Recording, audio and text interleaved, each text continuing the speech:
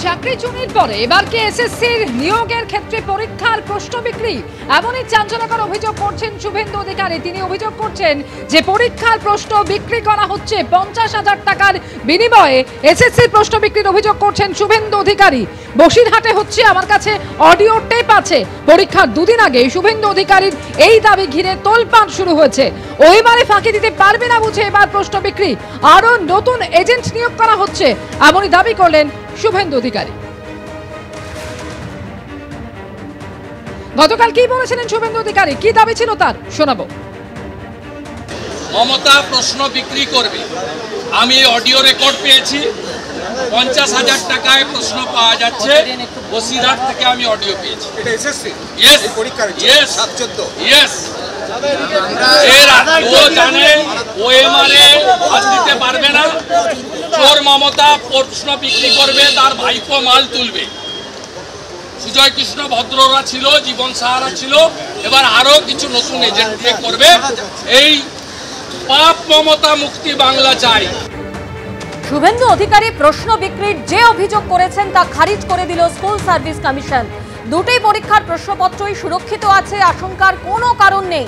বিরোধী দলনেতার অভিযোগ উড়িয়ে পাল্টা দাবি স্কুল সার্ভিস কমিশনের।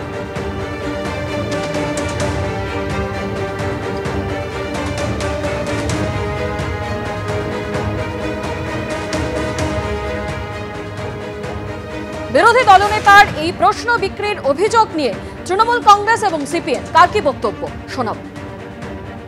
শুভেন্দু অধিকারীর আগাগোড়া স্বভাব হচ্ছে পান্তা ভাত খেয়ে বিরিয়ানি ঠেকুর তোলা।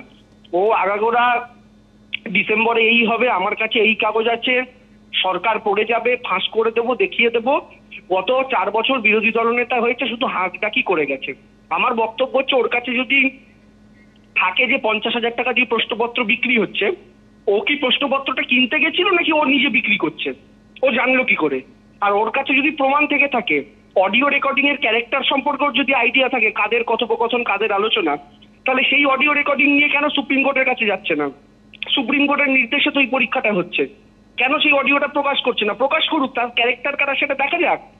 আসলে এই সমস্ত বলে যারা পরীক্ষা দিতে বসবে তাদের মনোবল আগে থেকেই ভেঙে দেওয়ার একটা কৌশল। এরা আদালতে গিয়ে বিভিন্ন নিয়োগ প্রক্রিয়া আগে আটকেছে, এখন যারা পরীক্ষা দিতে বসবে তাদেরও যেন মনোবলটা আগাম ভেঙে দেওয়া যায়, সেই জন্যই এই সমস্ত জিনিস করছে। অভিযোগটা মারাত্মক অভিযোগ। এই অভিযোগের যদি সত্যতা থেকে থাকে তবে তার উচিত সমস্ত তথ্য প্রকাশ্যে নিয়ে আসা। তথ্য প্রকাশ্যে আনলে পরেই ব্যাপারটা বোঝা যাবে, তা না হলে এইরকম অভিযোগ অকারণে করে তো লাভ নেই কোনো। সমস্ত পরীক্ষার স্বচ্ছতার স্বার্থে এই তথ্য তিনি যা পেয়েছেন এটা প্রকাশ্যে নিয়ে আসা, তাহলেই বোঝা যাবে যে আগামী দিনে পরীক্ষাটা স্বচ্ছভাবে হচ্ছে না তা অস্বচ্ছতায় আবার নষ্ট হবে। এই সত্যটা সামনে নিয়ে আসা উচিত বলে আমি মনে করি। বাংলা বাঙালি হেনস্থা ইস্যুতে রণক্ষেত্র বিধানসভা। বিজেপি বিধায়কদের কাগজ ছুঁড়ে প্রতিবাদ, আর তা নিয়ে সরব হলেন মুখ্যমন্ত্রী। বললেন, এই যে কাগজ ছুঁড়ছেন বিধানসভায়, এটা কিন্তু অনৈতিক, অসংসদীয়, অগণতান্ত্রিক এবং বেআইনি। পাল্টা বিরোধীরা মনে করিয়ে দিচ্ছে 2005 সালে সংসদে কে কাগজ ছুঁড়েছিল। আগামী দিন আপনারা কেউ আসবেন না, মানুষ আপনাদের পাঠাবে না, আপনারা ডকারদের সন্তান। ব্যানার্জির এই তানাশাহী স্বৈরাচারী তার রাজত্ব খতম হবে, আমরা এটা বিশ্বাস করি। ছিল আলোচনা, কিন্তু হলো কার্যত যুদ্ধ, বাকযুদ্ধ। বিশেষ অধিবেশনের শেষ দিনে তুলকালাম পরিস্থিতির সাক্ষী থাকলো বিধানসভা। বৃহস্পতিবার মুখ্যমন্ত্রী বলতে শুরু করতেই বিজেপি বিধায়করা স্লোগান দিতে শুরু করেন, কাগজও ছেড়েন তারা। জানিয়ে সমালোচনায় সরব হন মুখ্যমন্ত্রী। এটা তামাশা করার জায়গা না। এই যে কাগজ ছুটছেন বিধানসভায়, এটা কিন্তু অনৈতিক, আনপার্লামেন্টারি, আনডেমোক্রেটিক এবং ইল্লিগাল। এরা চায় আমি যদি বাংলা ভাষায় কথা বলি, মানুষ যদি আমারটা জানতে পারে, তাহলে এদের মুখোশ খুলে যাবে। মুখ্যমন্ত্রীকে কেউ কাগজ ছুঁড়ে মারেনি, মুখ্যমন্ত্রীর দিকে কোনো কাগজ ছড়া হয়নি। মর্যাদা কারা ক্ষুণ্ণ করেছে যেটা মানুষ জানে। এখন যাদের দুজনের বন্ধুত্ব হয়েছে, হাত ধরেছে, এক পক্ষ গিয়ে বিধানসভার সমস্ত আসবাবপত্র ভেঙে দিয়ে এলেন, আর আরেক পক্ষ যারা শাসক দল তারা স্কুলের বাচ্চাদের নিয়েছে কিভাবে গণতন্ত্র ধ্বংস হয়েছে তারা দেখালেন। সুতরাং এটা অনেকদিন আগে হয়ে গেছে, আমাদের মর্যাদা নষ্ট করতে হবে না। এ প্রসঙ্গে বিরোধীরা মনে করিয়ে দিচ্ছে এই গত মাসের 20 আগস্টের কথা, যেদিন 130তম সংবিধান সংশোধনী বিল পেশ করেন কেন্দ্রীয় স্বরাষ্ট্রমন্ত্রী। তার প্রতিবাদে প্রবল হই হট্টগোল শুরু করেন বিরোধী সাংসদরা। সেদিন লোকসভায় উপস্থিত তৃণমূল সাংসদরা এভাবেই কাগজ ছেড়েন। অমিত শাহর দিকেও উড়ে আসে ছেঁড়া কাগজ। 2021 সালে বক্তব্য চলাকালীন কেন্দ্রীয় তথ্য প্রযুক্তি মন্ত্রীর হাত থেকে বিবৃতির খসড়া ছিঁড়ে উড়িয়ে দিয়েছিলেন তৎকালীন তৃণমূল সাংসদ শান্তনু সেন। কেউ কেউ আবার আরেকটু পিছিয়ে 2005 সালের কথা মনে করিয়ে দিচ্ছেন, যখন লোকসভায় অনুপ্রবেশকারী ইস্যুতে বলতে বলতে আচমকা বইলে নেমে এসেছিলেন তৎকালীন সাংসদ মমতা বন্দ্যোপাধ্যায়। ডেপুটি স্পিকার চরণজিৎ সিং অটোয়ালকে লক্ষ্য করে ছুঁড়ে মেরেছিলেন হাতে থাকা একগোছা কাগজ। সরকারি পক্ষের দিকে তৃণমূল কাগজ ছুড়বে যদি হয়, তাহলে একই রকম অভ্যাসে অভ্যস্ত বিজেপি পশ্চিমবঙ্গ বিধানসভাতেও কাগজ ছুড়বে। কাগজ ছেঁড়া, ধস্তাধস্তি, টানা হেঁচড়া। বিশেষ অধিবেশনের শেষ দিনে বিধানসভায় চলল একেবারে তুলকালাম পরিস্থিতি। আশাবুল হোসেন, শিবাশিস মৌলিক ও দীপক ঘোষের রিপোর্ট, এবিপি আনন্দ।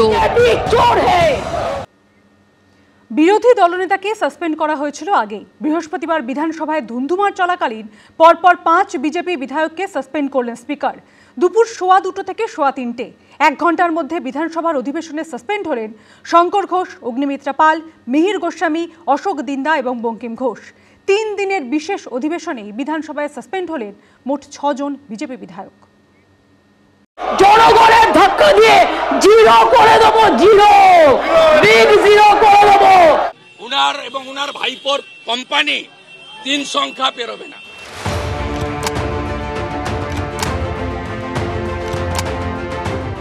এ যেন সাসপেনশনে T20।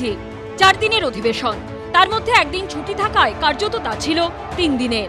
আর 3 দিনের বিশেষ অধিবেশনে বিধানসভায় সাসপেন্ড হলেন 6 জন বিজেপি বিধায়ক।